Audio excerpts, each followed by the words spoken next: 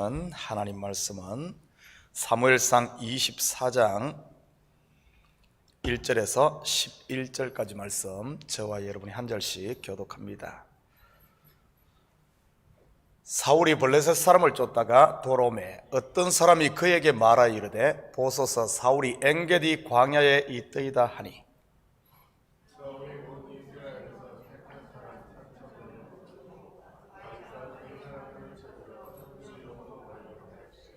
길가 양의 우리에 이른적 굴이 있는지라 사울이 뒤를 보러 들어가니라. 다윗과 그의 사람들이 그 굴 깊은 곳에 있더니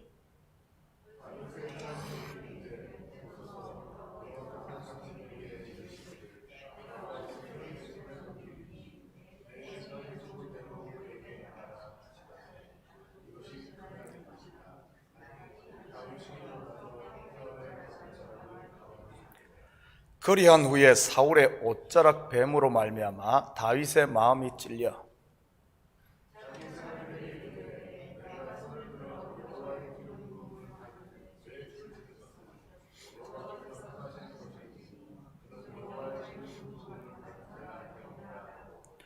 다윗이 이 말로 자기 사람들을 금하여 사울을 해하지 못하게 하니라. 사울이 일어나 굴에서 나가 자기 길을 가니라.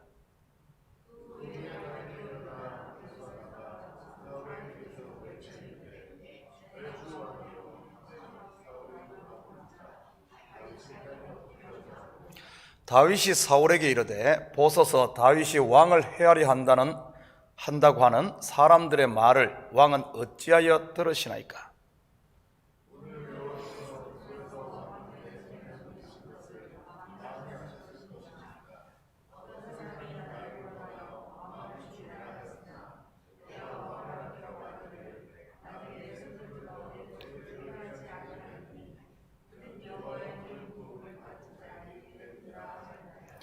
내 아버지여 보소서, 내 손에 있는 왕의 옷자락을 보소서. 내가 왕을 죽이지 아니하고 그 옷자락만 베었은즉 내 손에 악이나 죄가가 없는 줄을 오늘 아실지니이다.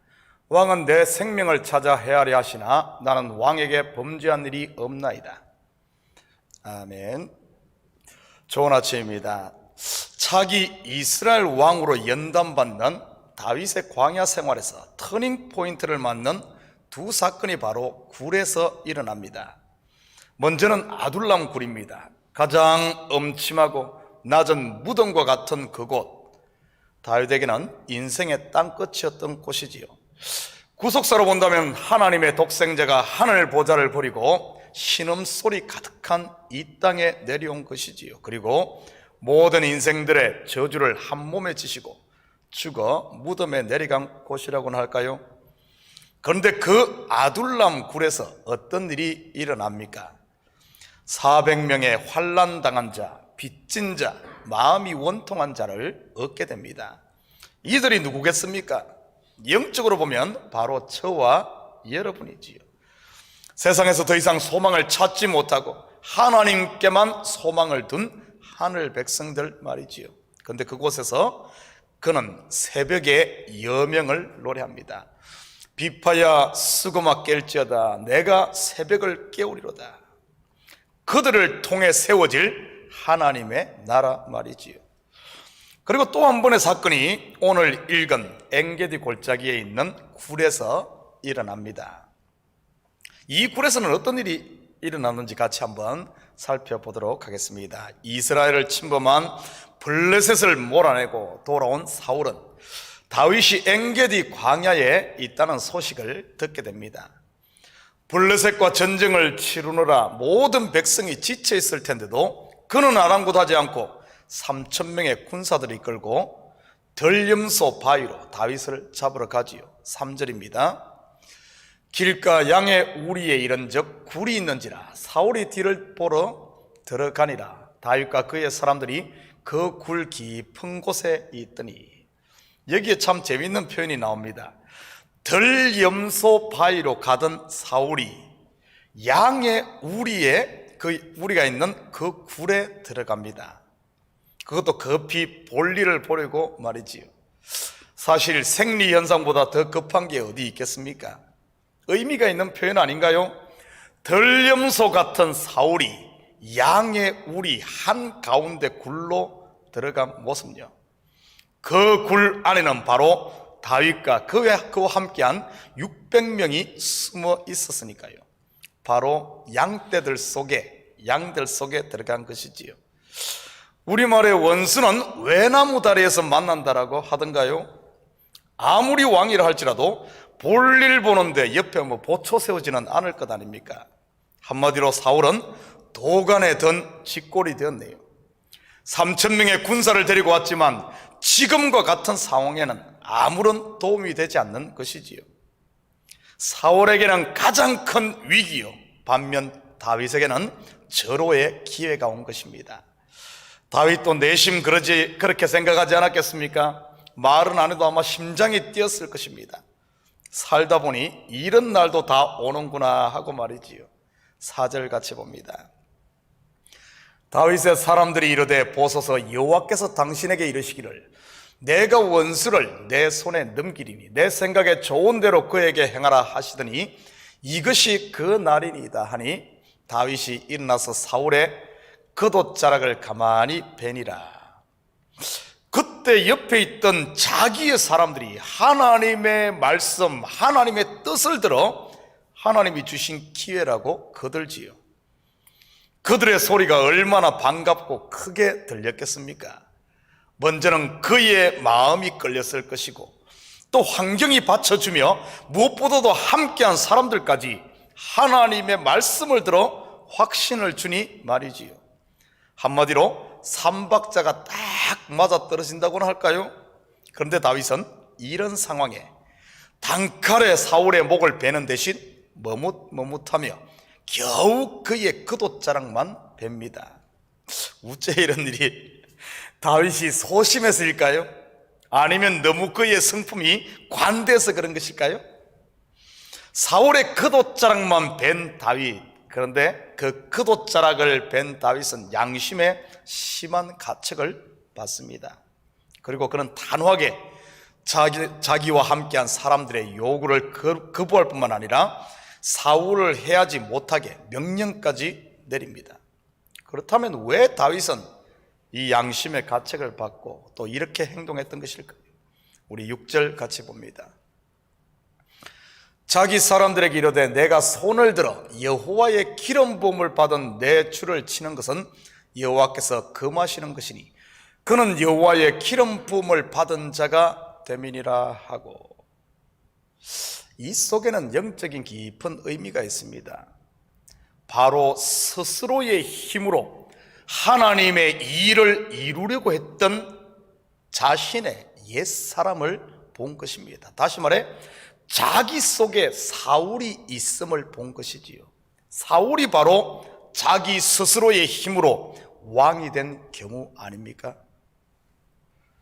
분명 지금 이 순간 사울을 죽일 수 있는 힘이 다윗에게 있었습니다. 그리고 그 일을 실행에 옮기려고 했었고요. 물론 하나님께서는 양심의 가책을 통해 그 일을 중단시켰지만 말입니다. 그리고 그것이 하나님의 뜻이 아님을 안 그는 결단을 합니다. 자기의 손을 들어 여호와의 기름 부음을 받은 사울을 치지 않겠다고 말이지요. 다윗에게 또 있었던 이 똑같은 시험이 다윗의 실체가 되시는 예수님께도 있었음을 우리가 보게 됩니다. 광야에서의 마귀가 예수님께 이 부분을 시험하지 않습니까? 40일 동안 말입니다. 너 배고프지? 이 돌들을 떡덩이가 되게 해서 먹어. 너 40일 굶었으니 얼마나 배고프니? 너는 하나님의 아들로서 그럴 능력이 있잖아 하고 유혹했지요. 그리고 예수님께서 십자가에 달리셨을 때도 마귀는 같은 시험을 합니다. 네가 하나님의 아들이 아니니 뭐하러 그곳에서 고생하며 죽어가야 하니? 십자가에서 내려와. 그러면 사람이 하나님의 아들인 것을 만천하가 다 믿을 거야. 얼마나 달콤하고 좋은 유혹입니까? 능력이 없는 것도 아니고 말이지요. 그런데 예수님은 마귀의 시험을 물리쳤습니다. 왜냐하면 스스로가 하나님과 같이 되려고 했던 첫사람 아담이 지은 그 죄값을 지불하기 위해서 말이지요. 다윗은 스스로의 힘으로 이스라엘의 왕위에 오르려고 하는 내면의 유혹과 그리고 다른 사람도 아닌 자기의 사람들로부터 오는 달콤한 이 유혹을 이겼던 것입니다. 바로 예수님이 그랬듯이 말이지요. 그러기에 그는 자기의 사람들에게 사울을 해하지 못하게 했던 것이고요. 사단아, 내 뒤로 물러가라. 너희는 나를 넘어지게 하는 자로다 하면서 말이지요. 이 엥게디 굴 속에서 다윗은 바로 자기를 부인하는 자기의 십자가를 진 것입니다. 그리고 모든 것을 하나님께 맡기고 하나님의 때를 기다리게 되지요. 당신의 뜻이 이루어지이다 하면서 말입니다. 우리는 믿음의 선진들도 이 시험에서 많이 넘어진 경우를 우리가 보게 됩니다. 먼저는 아브라함이 그렇지 않았습니까? 스스로의 힘으로 하나님의 뜻을 이루어 드리려고 했던 일 말이지요. 바로 하갈을 통해 이스마엘을 낳은 것 말입니다. 이 또한 율법의 의로 구원을 이루려고 했던 한 모습인 것이지요. 모세도 마찬가지 아닙니까?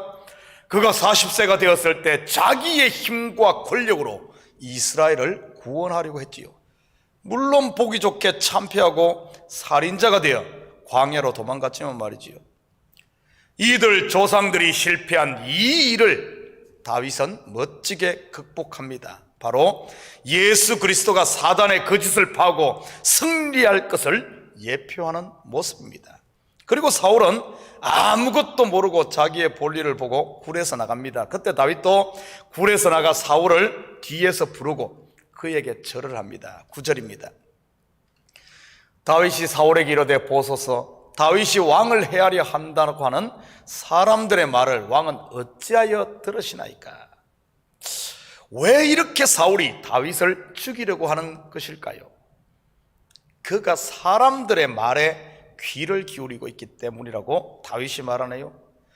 사울은 이스라엘 백성들의 요구에 의해 세워진 왕입니다. 그러다 보니 백성들의 요구에 따라 움직이고 있었던 것입니다. 백성들이 요구하는 왕은 어떤 모습일까요? 바로 꼭두각시와 같은 우상이지요. 우상을 세워놓고 결국 자기들이 왕노릇 하겠다는 것 아닙니까? 그것이 바로 백성들의 요구이고요. 그렇게 하면 정말 왕노릇이 될까요? 아닙니다. 정반대이지. 오히려 자기들이 세운 그 왕에 의해 종이 되고 마는 것입니다. 사울왕 아래에 있던 백성들이 실질적으로 그렇게 되었고요. 쉽게 말해 우리가 원하는 대로 하나님께서 다 들어주면 우리가 행복하게 살 것 같지만은 오히려 탐욕의 노예가 되고 만다는 말입니다. 그렇게 해서 종이 되어버린 이스라엘을 하나님께서는 불쌍히 여겨 다윗을 그들의 왕으로 기름 부은 것입니다. 그런데 죄악 가운데 있는 백성들이 하나님의 이 큰 마음을 알 리가 없지요. 그러니 계속해서 사울에게 요구하는 것입니다. 하나님이 보내실 왕 다윗은 필요 없다고 말입니다. 그를 죽여야 한다고 말이지요. 마치 예수님을 십자가에 못 박으라고 소리쳤던 군중들처럼 말이지.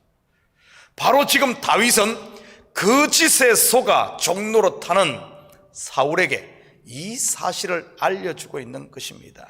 돌아오라고 말이지요. 11절입니다.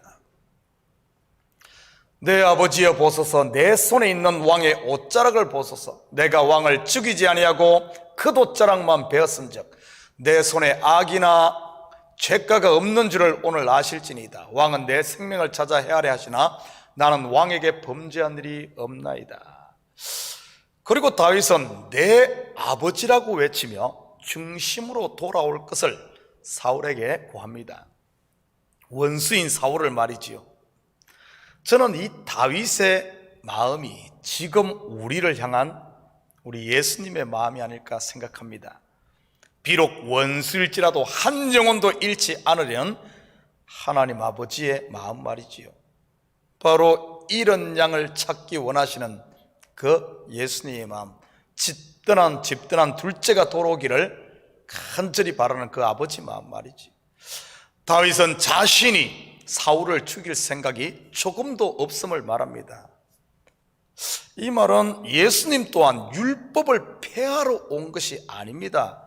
율법에 매여 있는 바리새인들과 서기관 그리고 유대인들을 구원하기를 원하시지요. 그런데 그 당시 율법에 매여 있던 사울과 같은 존재들은 전부 어떤가 하면 자기를 죽이려고 하는 줄로 알고 오해한 것입니다.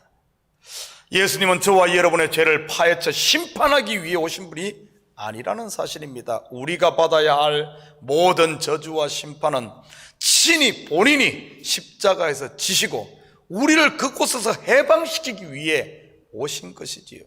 지금 하나님께서 다윗을 보내심은 사울뿐만 아니라 백성들을 구원하기 위해 보낸 것이지 그 어떤 사울의 왕국을 파하려고 하는 것이 아니라는 사실입니다. 혹시 우리도 지금 다른 사람 곧 내 속에 있는 옛 사람의 거짓에 귀 기울임으로 사울처럼 속고 있지는 않습니까? 그래서 미움과 시기와 질투로 다윗을 죽이려고 하고 있지는 않나요? 도적이 오는 것은 죽이고 빼앗는 게 목적이지만 우리 주님은 우리를 살리기 위해 오신 것이라는 사실입니다. 비록 우리가 이 험난한 세상 가운데 때로는 넘어지기도 하고 쓰러지기도 하고 힘든 일이 우리 앞에 있을 수 있습니다. 그러나 하나님이 우리를 향한 목적은 그 길 못 보시는 것이 아니라 다 보고 계심에도 그 길을 묵묵히 인도하시는 이유는 우리를 골탕 먹이려고 하는 것이 아니라 바로 가장 좋은 길로 우리를 구원하기 위해 그 길로 인도하신다는 사실입니다. 사랑하는 성도 여러분, 오늘 하루도 세상의 소리가 아닌 하늘 아버지의 말씀에 귀 기울임으로 우리가 지금 두려움에 매여 있다면, 근심에 매여 있다면, 각가지 원망에 매여 있다면 이런 망상에서 벗어나 하늘의 평강을 누리며 사는, 그리고 하나님께 우리를 온전히 맡기며 사는 이런 복된 하루가 되기를 주님의 이름으로 축복합니다. 같이 기도합니다. 사랑의 아버지 하나님, 참으로 감사드립니다. 우리의 귀가 어디로 열려 있습니까? 하늘로 열려 있습니까? 아니면 세상으로 열려 있습니까? 아버지 하나님, 참으로 아버지 하나님, 우리의 눈은 어디를 바라보고 있습니까?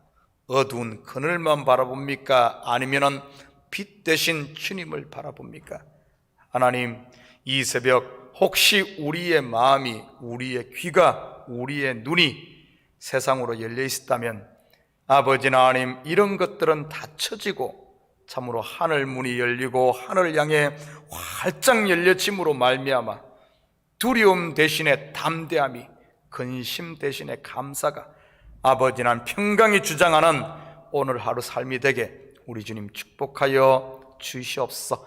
이 새벽 주님 앞에 아버지 하나님 우리의 마음을 들을 때마다 다시 한 번 더 우리를 향한 주님의 그 사랑을 가득 채워서 아버지 하나님 오늘 하루의 길도 넉넉히 달려가고도 남는 이런 은혜의 삶이 되게 도와주시옵소서. 감사드리며 예수님의 이름으로 기도드립니다. 아멘.